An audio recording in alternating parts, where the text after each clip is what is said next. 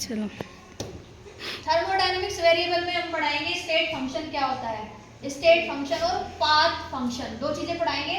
तो देखो state function क्या होता है, a physical quantity is said to be a state function if its value depend only on the initial and final state of the system. यानी कि किसी system के केवल इनिशियल और फाइनल स्टेट के ऊपर क्या होती है, इसकी वैल्यू क्या करती है, डिपेंड करती है। And not on the path follow, path को ये फॉलो नहीं करती, उसी को हम कहते हैं क्या, स्टेट फंक्शन।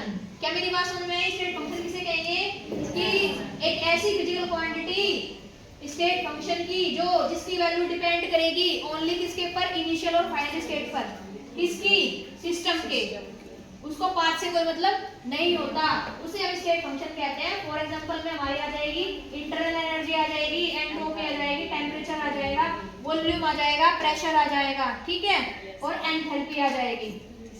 जैसे बेल लगते साथ तुम्हें मेरे पास आना है, ठीक है, तो तुम जहां पर हो वो आपकी हो गई इनिशियल स्टेट, और जब तुम बेल लगने के बाद मेरे पास आए वो हो गई आपकी फाइनल स्टेट।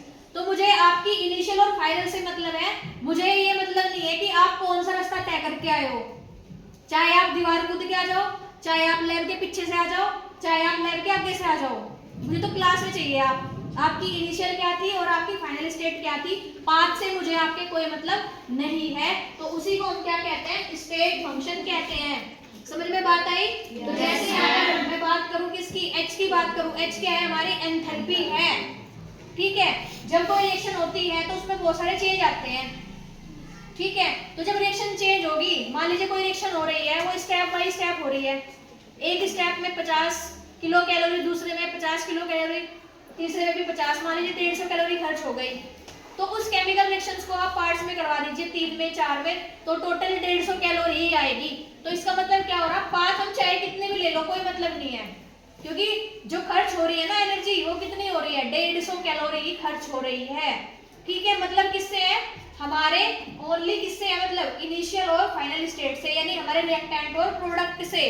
क्या मेरी बात समझ में आई?